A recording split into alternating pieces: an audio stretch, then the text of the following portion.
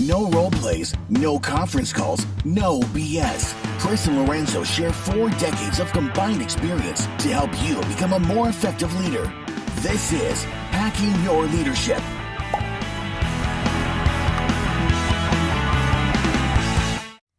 Hey everyone, this is Chris. And Lorenzo. And welcome to our Best of Saturday series.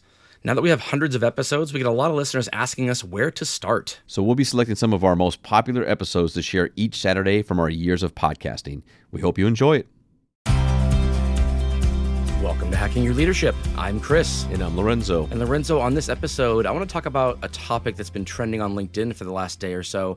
It started with an article by Jen Fisher, who is the Chief Wellbeing Officer at Deloitte.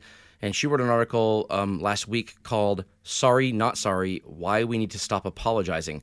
And I think it's a really well-written article and a little clickbaity on the title, but I think it's something that's really important to talk about because I think a lot of leaders believe that because humility is such an important part of being a leader, you have to have a high degree of humility. I think people sometimes confuse apologizing with humility, and you know the importance of kind of admitting when you've done something wrong. That we kind of default to thinking we must have done something wrong if someone else is put out. Have you ever apologized when you probably shouldn't have? No, I probably go the other side of the way. Is like I have to be driven to really want to apologize when I really screw something up. But I think it's a great article. I really enjoyed it, and I love the fact, you know, me like give me 7 or 6 or 8 or 9 different points that we can discuss and talk through that are very helpful in breaking it down. But I think this really is a very relevant topic right now, as we're having a lot more conversations with people across the workforce that may feel a certain way. I know we've had conversations about work from home and some of that transitioning right now, some of that stuff. It could be very easy for you to, under your breath, be apologizing for things that you really should not be apologizing for. Right. I mean, so are you saying that sometimes when you say I completely agree that you don't actually mean that you completely agree? Let me apologize for saying I completely agree when I don't always agree. Absolutely. Yeah, I think, but you're totally right. We become accustomed to saying something. It becomes kind of like the first tool in the tool bag that comes out. And you're right. I apologize or I'm sorry can be one of those things. You know, apologizing that something or feeling bad that something happened to somebody doesn't necessarily mean you have to apologize for it. And the words are important is what Jen is saying here, because it's not just about saying, because something that I do is I'm very clear when I don't think something is my responsibility, but I still feel bad for the person, is I'll add words like that this happened to you. I'm really sorry this happened to you. And in my mind, I'm thinking, well, I'm not really apologizing for doing it because I didn't do this thing to them. But the words definitely get watered down over time. They lose their meaning if you end up having to say I'm sorry to that same person for something you actually did do. There was a professor that I had in college. He taught a psychology class called Fathers and Fathering, and one of the things that he said to me that really stuck with me was that he was not about corporal punishment with his kids, and I'm not either. We don't spank. He said that one time he spanked one of his kids, and it was when they were 4 years old and they ran out into the street. And because up until their 4th year of life, they had never been spanked by him, the spanking that they got for running out into the street made a huge impact because it was different. It was something that was like, whoa, I've never seen this from dad before. And he said that the reason he did that at that time was because he felt like this was something where if it wasn't drilled into this person very quickly that you don't run out into the street without, you know, looking both ways, without mom and dad there with you, then you could actually get very, very hurt or you could be killed. And so he chose that as a way to say, this is different. This is intentionally different. And while, you know, we've never done that with our kids, the point around it is important. If you have certain tools in your tool bag that should be used for something that is big and you start using them for things that are very little or things where they shouldn't be used at all, they absolutely lose their impact. Yeah, I think in the leadership, context, I think of you make a mistake as a leader. and versus you do something that truly hurts somebody's feelings, right?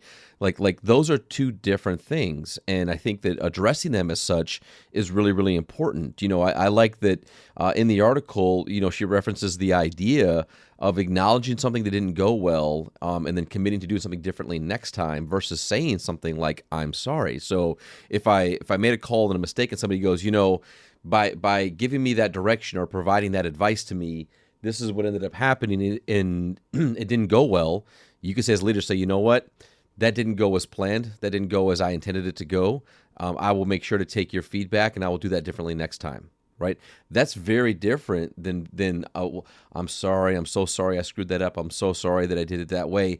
Keep the I'm sorries for that time when somebody says, we were in this meeting, and there was an opportunity where I was trying to share something or speak up, and you made me feel as if my voice wasn't being heard, or you cut me off, or you do something like that, and where you can then say, you know what, I'm sorry. Like, I'm sorry that my actions made you feel that way in a space where that is not my intent, and I don't want that to happen again. So I think that there is just kind of this understanding of, and I think at the root of the article is when is the appropriate time as a leader to do that, and when are the times when it's not about being sorry, but it is about maybe owning a mistake or owning something, and then adjusting your behavior to go forward. Right. A couple of things that Jen mentions in the article that I think are really important, and things that when I read, I got a little triggered. Like, oh yeah, I do this sometimes. Things like apologizing when you're asking somebody to do their job. That's a really big one. Like, I don't want to feel like I'm putting somebody out. I don't want to feel, and that just comes from my standpoint of, if there's a problem or something needs to be solved, I attempt to try to do it myself. But oftentimes there's a person within the organization and that's their job. And so if I'm trying to do it myself, it could be one, maybe they know how to do it better and quicker and faster. Maybe doing it myself would be the thing I'd have to apologize for because I'm doing it without the context of whatever their job is and knowing it. Maybe the right thing to do is to ask them to help out or to do it because it is their job. And I've gone to people like that and said, I'm really sorry to bother you, but is there a chance you could do this? It's like, well, if that's their job to do this, then it's not I'm really sorry to bother you. It's I need this. When can we get this on the schedule, or when can we make this happen? So it's kind of trying to thread this needle of, we don't want to make this person believe that we think we are more important than whatever else they're doing. And we also want to make sure that we get this thing done. And so we try to thread that needle by saying, I am sorry to bother you, or I'm sorry, can you do this? As a way to say, almost like, can I get in the end of your line or the back of your queue, with what you have to get done today. And those are the wrong words to use when it comes to doing that. There are other ways to go about, knocking on the office door and saying, hey, when you have a chance, can I get this? And then the person can say yes, or, I have this going on, or this time. Yeah, no problem. What at this time of day is fine. Let's agree on this. And then you walk away. Now there's like a set commitment, and it's based on this mutual respect that peers and colleagues can have for each other. The moment you say, I'm sorry to bother you, you have intentionally almost put yourself beneath the person who is a peer of yours, almost like, you're humbling yourself before them to get this done. And that can hurt your relationship with them in the long term if you have to go and ask for something for them later that you absolutely really need and that is their job and you can't wait for. Or if they end up reporting to you, or if they already report to you. I know leaders who apologize to their people when asking them to do something that is part of their job. And that's when it really goes off the deep end. Yeah, no, I think it's great. And I think that I've had conversations with people where I've been asked to do things, like all of us have, I guess, at one point in our lives, right? Somebody wants us to do something for them, and a part of you wants to do it, or feels that you can provide them with some type of support or whatever that might look like. And initially, and this is something I had to work on, I'd be like, I'm really sorry, I can't help with this. I'm really sorry, I won't be able to support this type of thing. And what I realized was that that's not actually helpful, and it's not a place where I should be apologizing. And even recently, as over this weekend, somebody asked me to be a part of something that's going on, and I said, based upon the timeline and the expectation of this project, I'm going to go ahead and step out of this one because I feel that it's going to add an additional level of complexity, and there's really not a lot of time to get this done in this way. I could have easily said, "I'm sorry, I can't do this," or "I'm sorry, I wasn't like." But that's not the actual case. And I think that language matters, and kind of stating things as they are is also very, very helpful. Like I heard somebody say this a couple of months ago, and I've been catching myself doing it, which is telling somebody, "Oh, I'm sorry, I don't mean to interrupt you," when you're actually interrupting the person.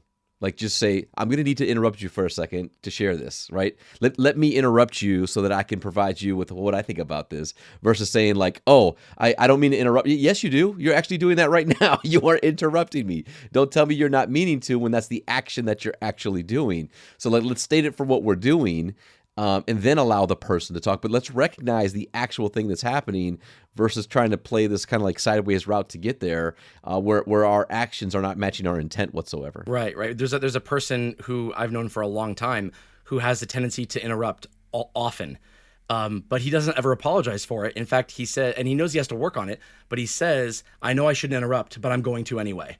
And Yeah. and then he'll interrupt and say what he wants to say. And there's something that is, I'm not saying it makes it right, but there's something that is like oddly ideologically consistent with that lands better than saying, "I don't mean to interrupt, but," that seems very disingenuous in comparison. So I'm not saying the right thing to do is to just say, "I am who I am, I'm going to interrupt you." Don't do that. But yes, apologizing for doing something when you're not actually sorry for doing it, that can be something you want to step away from. I think about how, when something that we're trying to teach our kids is that an apology is, I don't want to say meaningless, but it's close to meaningless if it doesn't come along with efforts to make a behavioral change. So if you're sorry for something, what that means is that in hindsight, you would have done things differently. And I don't think that's always the case. I think when we apologize for things, we wouldn't necessarily do things differently if we had known, even if we knew how it would impact another person, we wouldn't do things differently. Now, if you would do things differently based on how it impacted that person, then maybe that's the right time to apologize. But if knowing everything you know now, you go back and do the exact same thing again, then I think "I'm sorry" is not the right words to use. You should approach it a different way. Yeah, it's funny. As you were talking through that, I was thinking about your earlier example in like not apologizing for asking people to do their job. And what jumped into my head immediately was like those times when maybe somebody's dealing with a difficult customer, a difficult client, a difficult situation, and your innate response is going to be like, "Oh, I'm so sorry you had to deal with that," versus, which I think Jen calls out in the article, like thanking them or utilizing gratitude to say what you really mean, which is like, "Hey, thank you for working through that difficult situation. Thank you for having the patience and the positive attitude to find a solution for that difficult situation." And again, so it's not so much about apologizing for them doing their job, but thanking them for the actions and the behaviors that were necessary to get them through it. I think again is just a really good thought to think about in regards to not overusing some of these types of tools and words and keeping them relevant in the spaces they should be relevant in. And there is a lot going on, and there is a lot happening, and we're all going through change, and we're all coming out of the global pandemic, and looking at what are the things that stay with us and stick around, and what are the things that need to change. And we always know with change will come some elements of hurdles and roller coasters of people's emotions and how they approach the work and what they want to share. So I think that as leaders, being really clear about this, I think is going to be very helpful in the long run. Yeah, one of the examples that she gives in the article is don't apologize for self-care. And, in the wake of what you just said about the recovering from a global pandemic and getting on with things, I think a lot of people are realizing the importance of self-care, whatever that means, and to each person it's different. But I actually received an auto reply email from somebody at one of the companies I consult for that had the words "I'm sorry" in the auto reply that they couldn't actually reply because they were on vacation. And the words "I'm sorry" that they weren't able to reply directly were in the email. And and this was before I saw this article, it actually didn't sit well with me that they apologized, but I didn't know why. I didn't really think through why it didn't sound right. Most auto replies don't say "I'm sorry for going on vacation." People feel entitled to taking a vacation every once in a while, as they should. And so this is a big thing. And I think when it comes to the little elements of self-care, we do the same thing too. If you're in a salaried position, and kind of your job isn't 9 to 5, it's it's 8 or 9 to whenever the job is done. Even if you're in a work from home environment, just being able to be reachable during normal hours. But if you've set the precedent based on what your kind of like work schedule is, that you are typically available until 6 or 7 some nights, and then one night or one day you're not available after 4, that doesn't mean you have to apologize for it if you're on salary. You can just say, this is what's going on, or if an auto reply is fine, I'll get back to you tomorrow. But yeah, if this is something you need to do in your own personal life, again, there is no work-life balance. There's only life, and work is a part of it. And so if you start apologizing for self-care, what the impression you're giving to the people you're apologizing to is that next time it will be different. And if that's not the case, if you wouldn't do things differently, you probably shouldn't apologize. And I think that's probably the most important part of this is that I think an apology really comes with some self-reflection on how I would do things differently next time. And if you can't say that, you probably shouldn't apologize. Absolutely. And with that, it brings us to this episode's 1-minute hack. But first, a few words from our sponsors. The 1-minute hack. All right, for this episode's 1-minute hack, here's what I want you to do.